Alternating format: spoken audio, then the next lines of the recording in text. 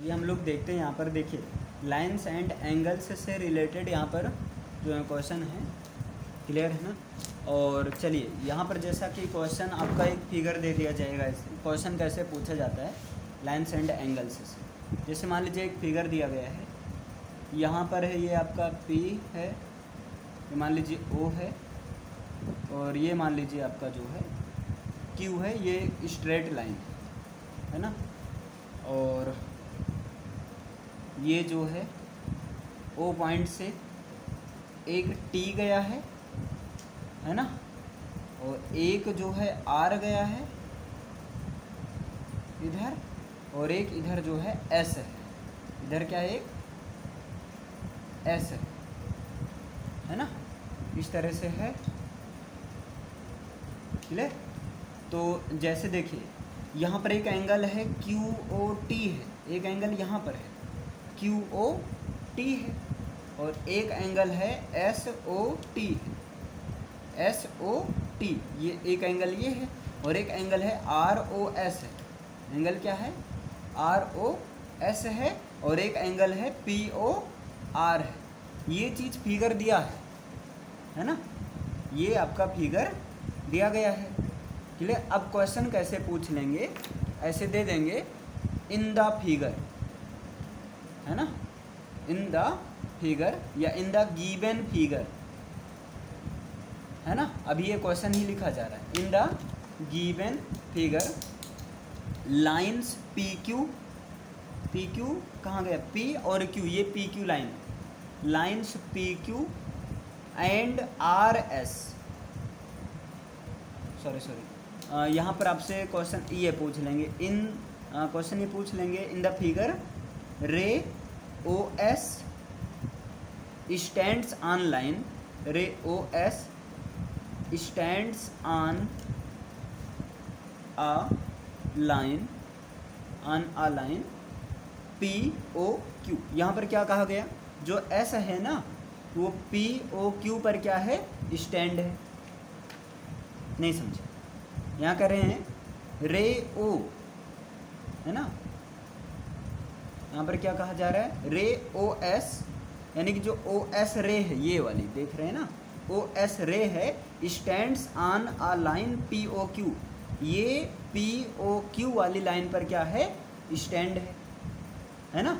फिर यहाँ पर देखिए रे OR, और जहाँ पर OR वाली रे, यानी कि ये OR रे एंड रे OT, मतलब OR और OT दो आपकी रेज हैं, है ना। R angle bisectors, R angle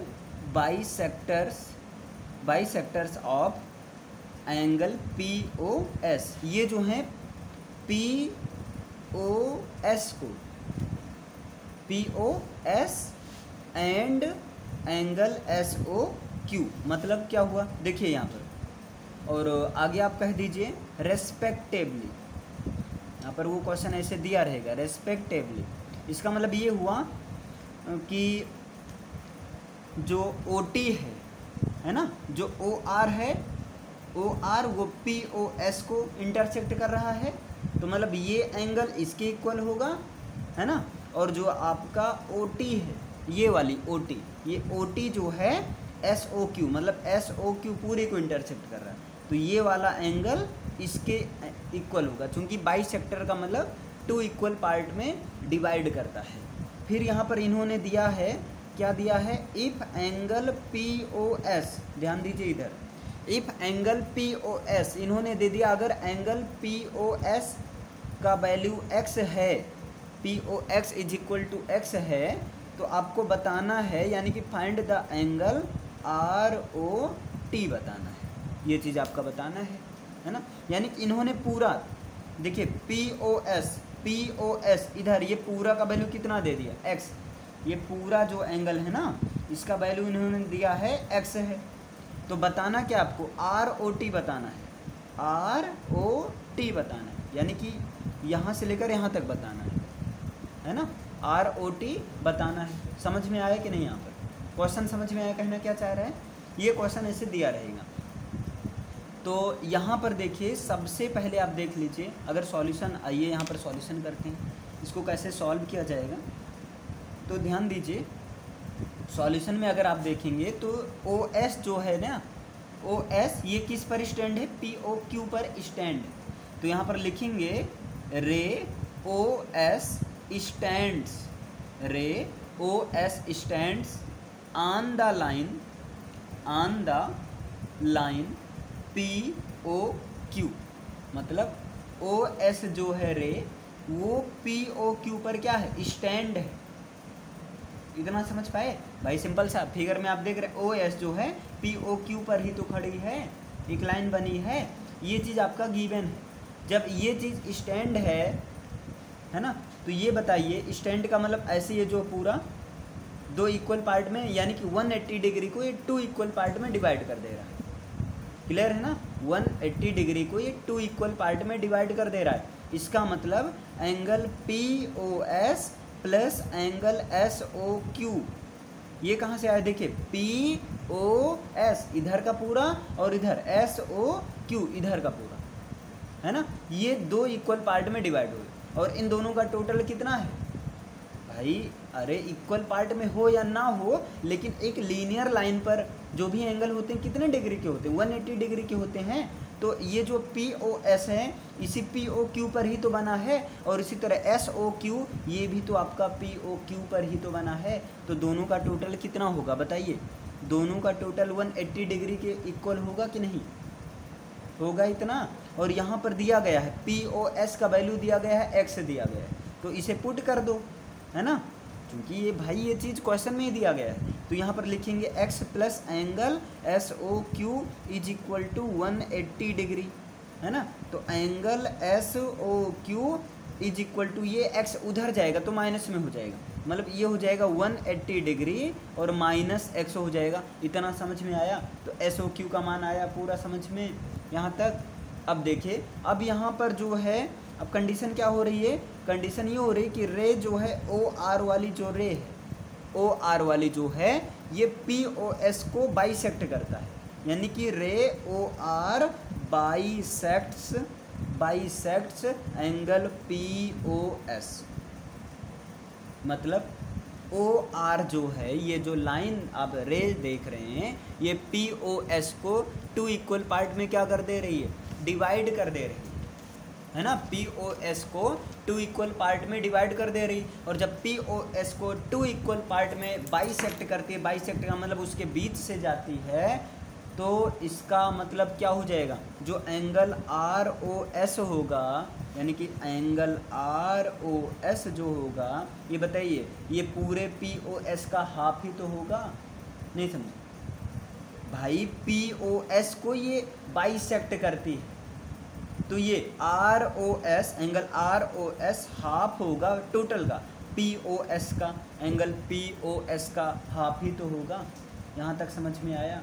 अब देखिए ऐसा क्यों किया गया? Angle ROS is equal to 1/2, और अभी आपने निकाला एंगल POS का वैल्यू तो दिया ही गया है, क्या है? x है, तो मल्टीप्लाई क्या कर दो? x कर दो, तो x 1 जा x, यानी कि x/2। ये किसका वैल्यू आ गया? एंगल ROS का वैल्यू आ गया x/2। यहाँ तक समझ में आया? यहाँ तक समझ में आया? अच्छा, इसी तरह अगर हम देखें, यानी कि हम कह सकते हैं सिमिलरली इसी प्रकार, है ना? तो सिमिलरली अगर दूसरा आप देख रहे हैं SOT, देखिए सिमिलरली SOT भी तो SOQ का हाफ हो जाएगा। तो यहाँ पर सिमिलरली एंगल SO, देखिए ध्यान देना, SOT यहाँ पर ये लिया जा रहा है SOT, तो angle SOT is equal to half, और ये किसका हाफ हो जाएगा?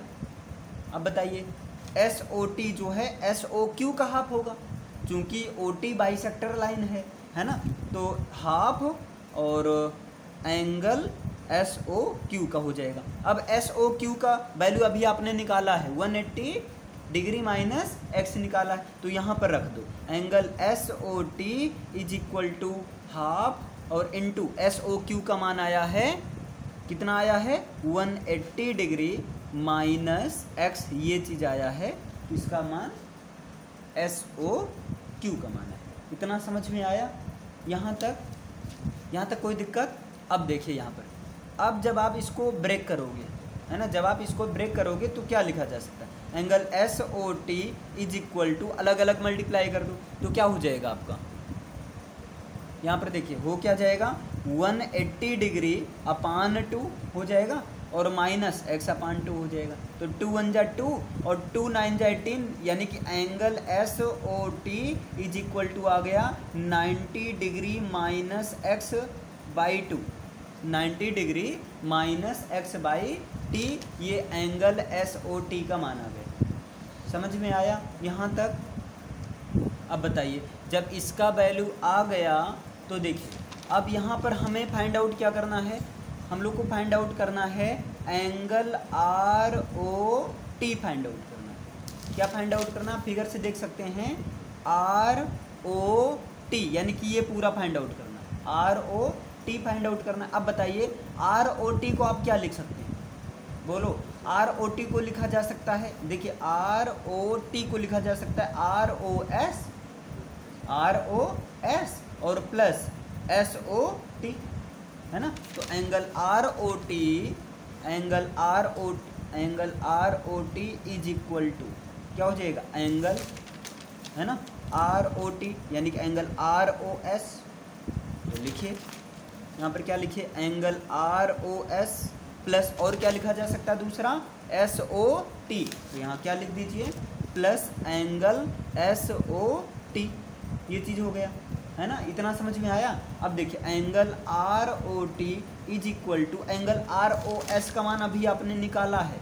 देखिए ROS का मान कितना आया है? x/2 आया, तो यहाँ पर रख दीजिए x/2 प्लस हो गया SOT। देखिए SOT का मान अभी आपने निकाला, एंगल SOT का मान कितना आया है? 90 डिग्री माइनस x/2, तो यहाँ पर रख दीजिए, यहाँ पर क्या कर दीजिए? 90 डिग्री माइनस x/2 कर दीजिए। अब देखिए ये प्लस में है, ये माइनस में, ये दोनों कैंसिल हो गए, तो कितना आ गया? Angle ROT is equal to 90 degree, यही हो गया आपका आंसर हो गया। यही तो फाइंड आउट करना था। समझ में आई ये चीज़? एकदम क्लियर है? अच्छे से बोलो। चलिए।